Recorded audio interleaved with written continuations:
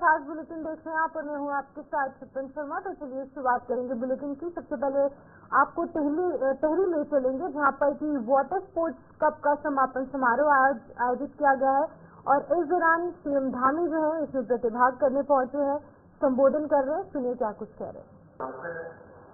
लेकिन यहाँ पर एक शुरुआत हुई और शुरुआत भी सफल हो गई है और धीरे धीरे ये प्रतियोगिता आज अपने उत्कृष्ट की ओर आगे बढ़ रही है।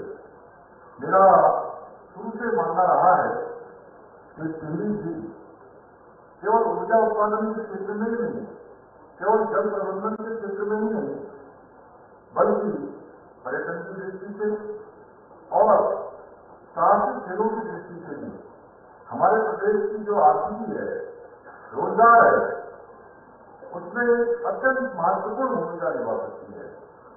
इसी को देखते हुए हमारा एक प्रयास रहा है कि समय समय पर यहाँ इस प्रकार के कार्यक्रम आयोजित होते रहे, जिससे न केवल साहसिक खेलों को बढ़ावा मिले बल्कि इस क्षेत्र में पर्यटन की गतिविधियों को भी बल मिल सके।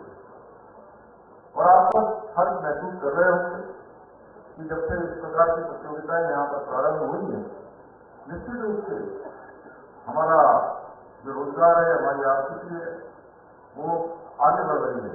और आने वाले समय में जब यहाँ 12 महीने इस प्रकार की प्रतियोगिताएं होंगी, हर दिन कोई न कोई प्रतियोगिता होगी, तो आप निश्चित मानिए ये क्षेत्र विकास के मामले में प्रगति के आसमानों को छूने का काम करेगा। भाइयों बहनों, खेल न केवल हमारे शारीरिक और मानसिक विकास के लिए महत्वपूर्ण है, बल्कि हमारे अंदर एक खेल भावना विकसित हो, अनुशासन आए, संघर्षशीलता जैसे गुणों का विकास हो, हमारे व्यक्तित्व का विकास हो, उसके लिए भी जरूरी है। इसी को देखते हुए हमारे आदरणीय प्रधानमंत्री श्री नरेंद्र मोदी जी ने अपने कार्यकाल के दौरान कई सारे कार्यक्रम शुरू किए। उसमें फिट इंडिया, खेलो इंडिया जैसे कार्यक्रमों के माध्यम से देश में आज खेल संस्कृति को प्रोत्साहित करने की एक मजबूत नींव रखी है। आज प्रधानमंत्री जी के कुशल नेतृत्व में भारत खेलों के क्षेत्र में नई ऊंचाइयों को छू रहा है और राष्ट्रीय नहीं बल्कि अंतर्राष्ट्रीय स्तर पर अपनी एक वैश्विक पहचान बना रहा है। हमारी सरकार ने प्रदेश के अंदर युवाओं को आगे बढ़ाने के लिए, उनकी प्रतिभा को निखारने के लिए निरंतरता से प्रयासरत है। हमने प्रदेश में खेल और खिलाड़ियों को प्रोत्साहित करने के उद्देश्य से हमने नई खेल नीति लागू की है और इस नीति के तहत अब हम राष्ट्रीय और अंतर्राष्ट्रीय स्तर पर पदक जीतने वाले खिलाड़ियों को आउट ऑफ टर्म नौकरी भी दे रहे हैं। मुख्यमंत्री खेल विकास निधि, मुख्यमंत्री खिलाड़ी प्रोत्साहन योजना, मुख्यमंत्री उदयमान खिलाड़ी योजना, खेल की योजना जैसे अनेक कार्यक्रमों के माध्यम से हम खिलाड़ियों को प्रोत्साहित करने का काम कर रहे हैं। साथ ही उत्तराखंड खेल रत्न पुरस्कार, हिमालय खेल रत्न पुरस्कार प्रदान कर खिलाड़ियों की योग्यता को सम्मानित भी कर रहे हैं।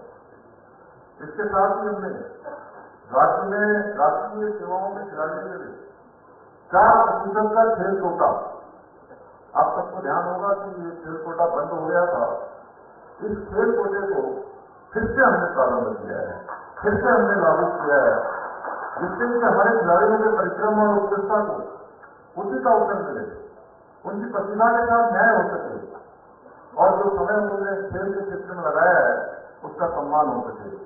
इतना ही आपको जानकर प्रसन्नता होगी कि शीघ्र ही राज्य में खेल विश्वविद्यालय भी बनने जा रहा है और राज्य में खेल विश्वविद्यालय बनने से हमारे खिलाड़ियों को विश्वस्तरीय प्रशिक्षण और खेल की सुविधाएं प्राप्त हो सकती हैं। हम उस दिशा में भी तेजी से काम कर रहे हैं। भाइयों बहनों, इस बार हमारे प्रदेश में 38वें राष्ट्रीय खेलों की मेजबानी करने का हम सबको गौरव प्राप्त होने लगा है। मैं इसके लिए आदरणीय प्रधानमंत्री जी को, खेल मंत्री जी को, हमारी ओलंपिक संघ के अध्यक्ष पीटी उषा जी को, सबको मैं अपनी तरफ से धन्यवाद देता हूँ। आप सबको ध्यान तस्वीरें तस्वीरें आप तक टिहरी से पहुंचा रहे थे, जहां पर की वाटर स्पोर्ट्स कप के समापन समारोह में सीएम धामी पहुंचे थे और इस दौरान वहां पर प्रतियोगिता हुई है और वहां पर जो खिलाड़ी पहुंचे थे उनका उत्साहवर्धन करने के लिए सीएम धामी पहुंचे थे और साथ ही साथ जो विजेता थे उनको भी शुभकामनाएं पेश की गई। आगे बढ़ेंगे। 5 दिवसीय अलकनंदा पर्यटन सांस्कृतिक ग्रामीण कृषि विकास मेला रंगारंग संस्कृति कार्यक्रमों के साथ शुरू हो गया। मेले का गंगा आरती के साथ बद्रीनाथ विधायक और थराली विधायक ने संयुक्त रूप से स्वागत किया। मेले में स्कूली बच्चों और महिला मंगल दलों ने मार्च पास्ट किया। बता दें कि मेलाध्यक्ष विक्रम बरसवाल ने मार्च पास्ट की सलामी ली। 5 दिनों तक चलने वाले मेले में प्रत्येक दिन रंगारंग सांस्कृतिक कार्यक्रम के साथ खेल प्रतियोगिताएं भी आयोजित की जाएंगी। मेले में सभी विभाग, कृषि, उद्यान, पोस्ट ऑफिस सहित अन्य विभागों के भी स्टॉल्स लगाए गए। सभी स्टॉलों का लाभ आम जनमानस को मिल रहा है और इस दौरान थराली विधायक भूपाल राम टमटा ने संबोधित करते हुए कहा कि मेला हमारी संस्कृति के घोतक है और मेले आपसी मिलन के सबसे बड़े माध्यम है। वहीं पर लोगों को सरकारी विभागों में संचालित योजनाओं का भी लाभ आसानी से मिलता है।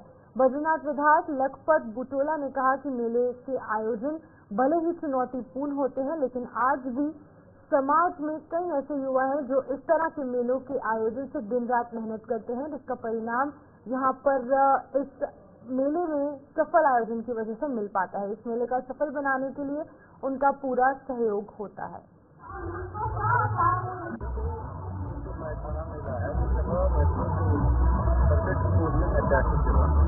और ये सौभाग्य से मैं ये कह रहा हूँ कि तीनों विधान सभाओं की एक संगम स्थली है, तो त्रिवेणी के रूप में काम करती है और बहुत सुंदर जगह है, बहुत ऐतिहासिक जगह है।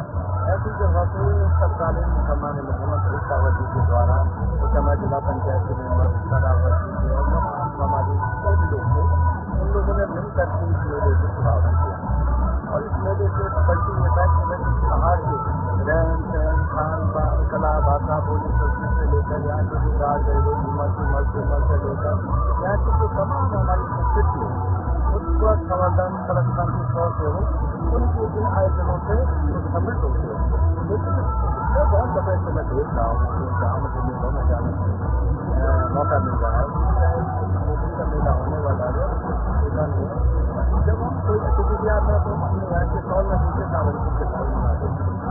मेलों का आयोजन तभी साथ साथ है जब केवल मेले से नहीं जाने केवल हमने आयोजन खेल तक और ज्ञान तक थे, इसके अलावा जो हमारी है। हरियाणा के पूर्व मंत्री अवतार सिंह बरहाना ने प्रेस कॉन्फ्रेंस कर आगामी 17 दिसंबर को लक्सर में साधु संतों के बीच अपना 54वां जन्मदिन मनाने की जानकारी दी। प्रेस कॉन्फ्रेंस के दौरान उन्होंने लक्सर से चुनाव लड़ने वाले पत्रकारों के सवाल पर कहा कि वो कभी भी यहाँ राजनीतिक तौर पर नहीं आए और न ही आज उनका कोई मकसद है, वो सिर्फ देवभूमि हरिद्वार में साधु संतों का आशीर्वाद लेने आए हैं। उन्होंने ये भी कहा कि अगर साधु संतों का आशीर्वाद होगा तो फिर हरिद्वार से लोकसभा का चुनाव लड़ेंगे। आगे उन्होंने कहा कि वो लक्सर सिर्फ यहाँ अपना जन्मदिन मनाने आए हैं। उन्होंने आगे कहा कि माँ गंगा ने बुलाया है, अगर माँ गंगा दोबारा बुलाएगी तो साधु संतों का आशीर्वाद लेने के लिए वो जरूर यहाँ पर एक बार फिर से पहुँचेंगे। बिल्कुल आपने जो कुछ कहा उसमें संदेहजनक आपने बात कही कि हम पहले भी चले आए। मैं कभी राजनीतिक तौर पर यहाँ नहीं आया और न आज मेरा राजनीतिक मोटो है। मैं देश में 10 प्रांत ऐसे हैं और 10 प्रांतों में 20 लोकसभाएं की हैं, कश्मीर से लेकर और महसाना गुजरात तक।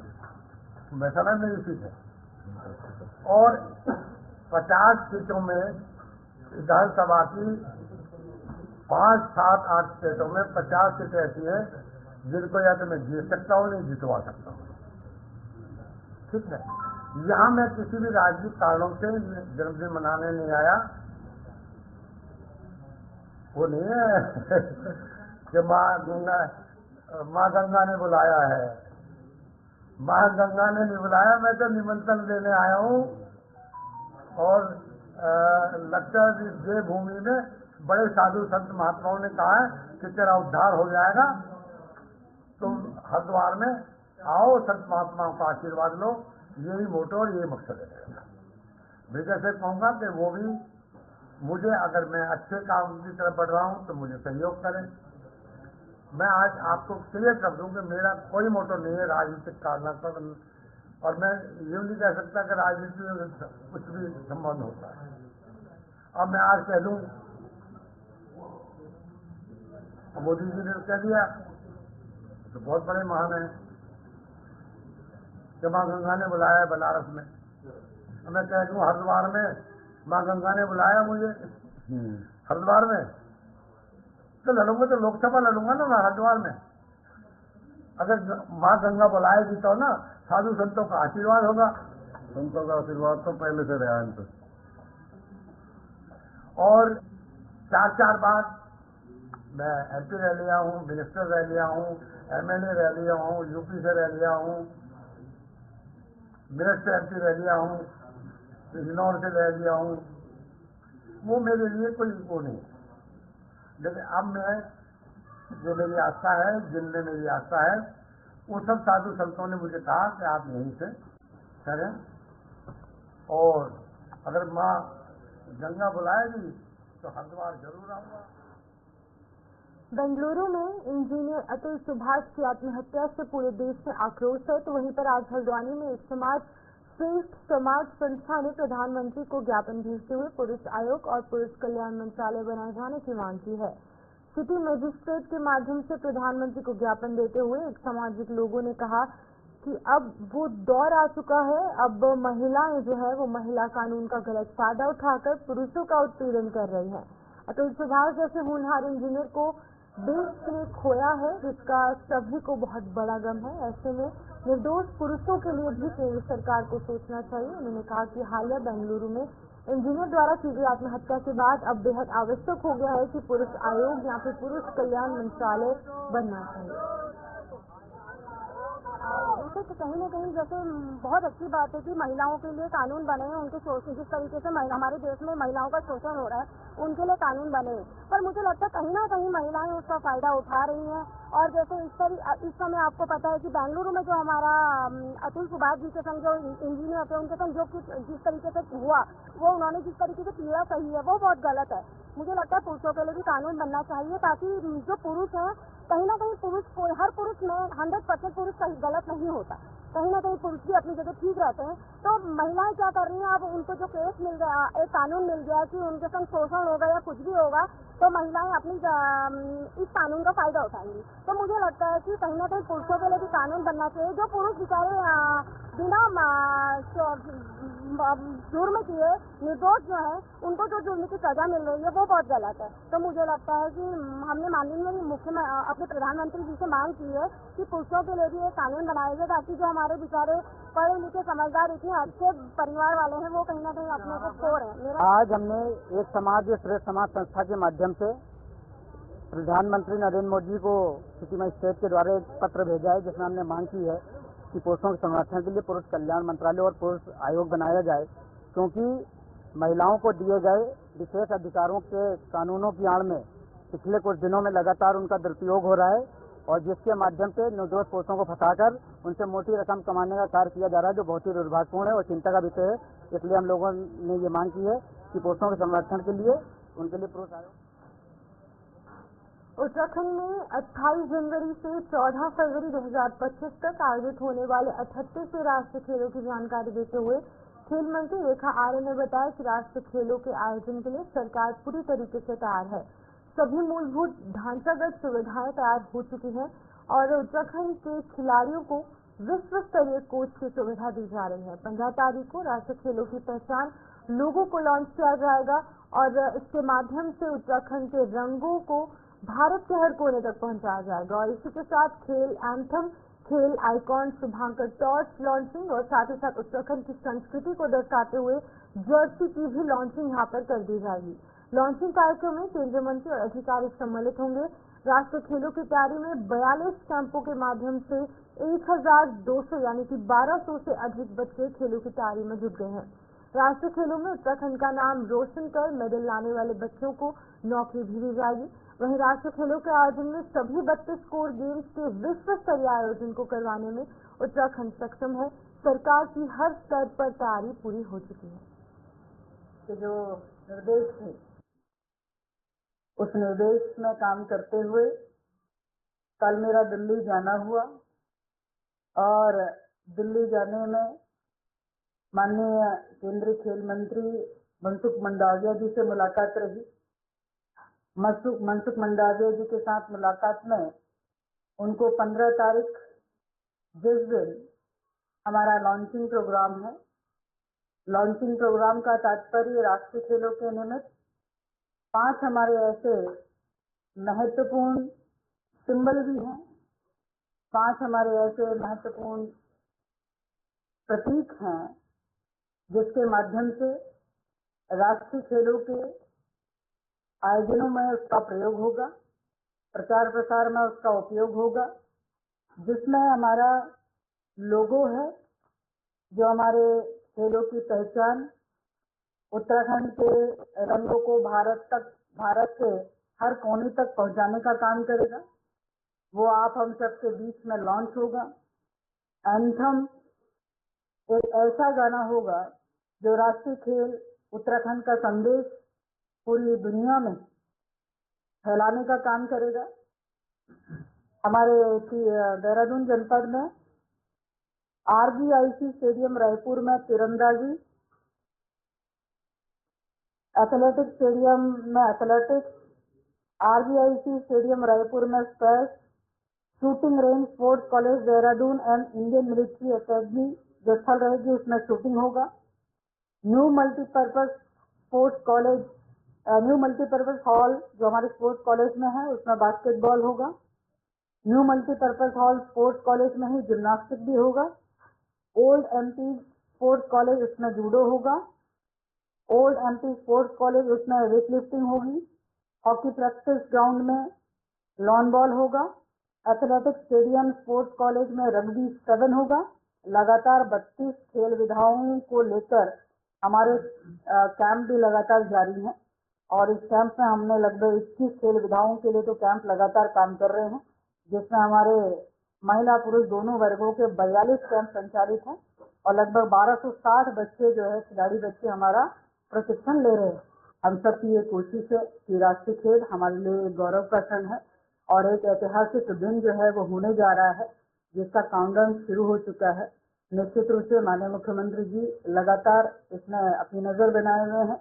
उनके मार्गदर्शन में हम प्रतिदिन आगे बढ़ रहे हैं और खेल संसाधनों के या स्थापनाओं के विकास में मैं समझती हूँ कि हमारा उत्तराखंड पहला ऐसा राज्य हो सकता है।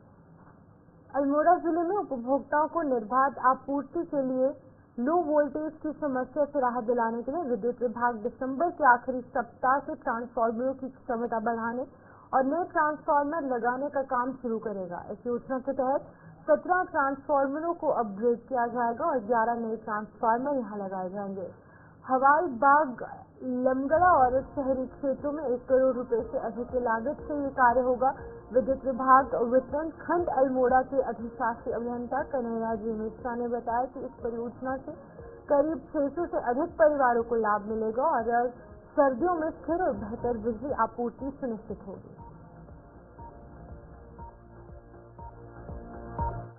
यहाँ ट्रांसफार्मरों पर लोड बढ़ जाता है क्योंकि हीटिंग लोड आ जाता है।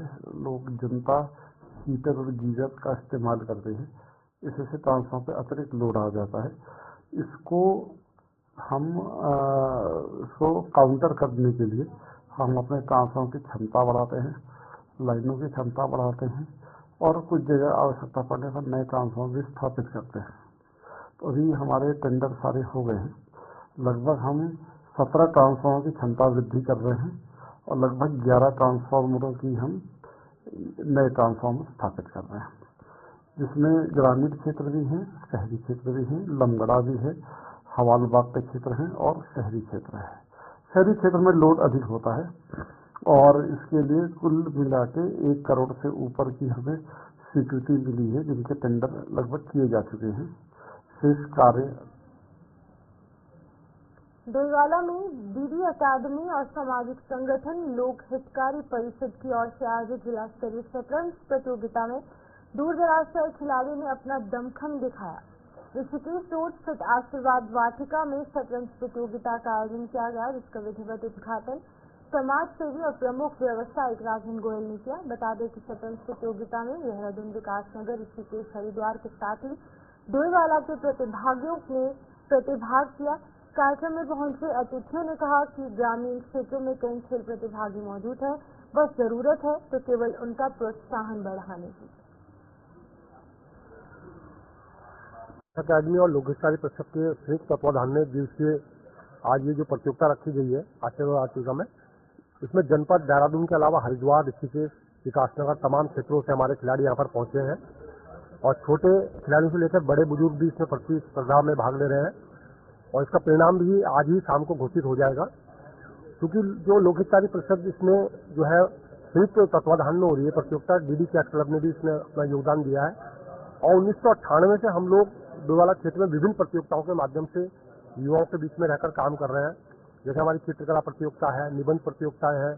हमारा एक प्रमुख कार्यक्रम रहता है साल के अंत में, वो होता है स्वेटर वितरण का कार्यक्रम। हम डोईवाला क्षेत्र के आसपास के विद्यालयों में जो निर्धन बच्चे होते हैं, आवश्यकतामंद बच्चे होते हैं, उनको अपनी तरफ से स्वेटर वितरित करते हैं। ऐसा ही एक कार्यक्रम हमने पब्लिक इंटर कॉलेज डोईवाला में रखा है। 16 दिसंबर को जो होगा उसमें ऐसे ही हम बच्चों को स्वेटर देंगे।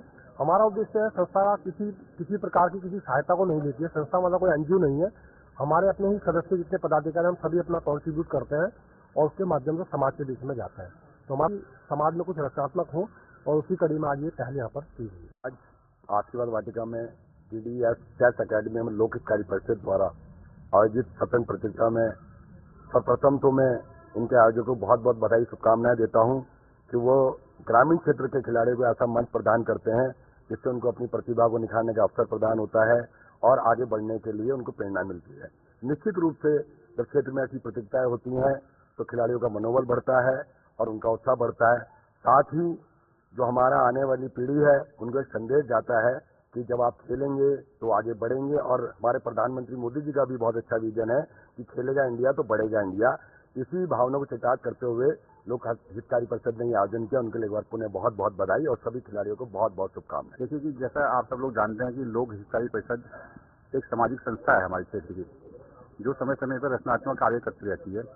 उसी कड़ी में जो है आज जो है लोक हितकारी परिषद और डीडी कैट अकेडमी के द्वारा आशीर्वाद वाटिका में जो है शतरंज प्रतियोगिता का आयोजन किया गया। इसमें जो है ग्रामीण क्षेत्र के और हमारी जो डोईवाला विधानसभा और से बाहर की जो है प्रतियोगियों ने प्रतिभाग किया। और इस प्रतियोगिता का जो सबसे खूबसूरत पहलू जो है वो ये है कि इसमें छोटे उम्र के बच्चे, महिलाएं, विकलांग और स्वस्थ व्यक्ति सभी लोग इसमें जो है पार्टिसिपेट कर रहे हैं। और ये मेरे ख्याल से दुनिया का प्रथम और अंतिम एक ये खेल है जिसमें इसमें जो प्रतियोगिता होती है उसमें कोई पुरुष और महिला वर्ग का कोई भेद नहीं है, कोई छोटे और बड़े का भेद नहीं है, कोई बच्चे।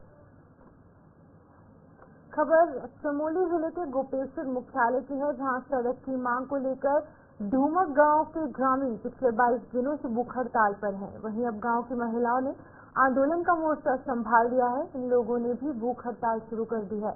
महिलाओं ने कहा कि राज्य बने हुए 24 साल का समय हो चुका है, लेकिन अभी भी उन्हें मूलभूत आवश्यकता के लिए सरकार की ओर दो टूक बेचना पड़ रहा है, लेकिन कोई भी सकारात्मक पहल उनके पक्ष में नहीं हो रही। आज भी जब गांव में कोई बीमार होता है तो उन्हें 18 किलोमीटर से ज्यादा दुर्गम रास्ते से होकर मुख्य सड़क पर पहुंचना पड़ता है। अक्सर बुजुर्गों या फिर गर्भवती महिला इलाज के अभाव में अक्सर रास्ते में ही दम तोड़ देते हैं। पिछले 17 वर्षों से लगातार हुए पत्राचार और आंदोलन के माध्यम से सड़क की मांग कर रहे हैं, लेकिन अभी तक सड़क उनके गांव तक नहीं पहुंची, जिनकी वजह से उन्हें भारी दिक्कतों का सामना करना पड़ रहा है। तो उनका साफ तौर पर कहना है कि जब तक उनकी मांगें पूरी नहीं हो जाती तब तक वो अनशन पर बैठे रहेंगे।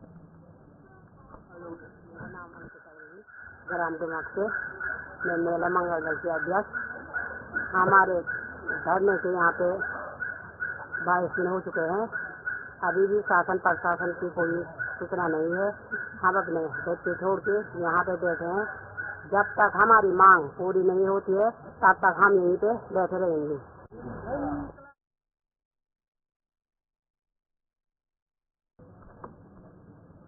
तो चलिए उत्तराखंड बुलेटिन में इतना ही। मुझे दीजिए इजाजत और आप बने रहिए विलेज टाइम्स के साथ।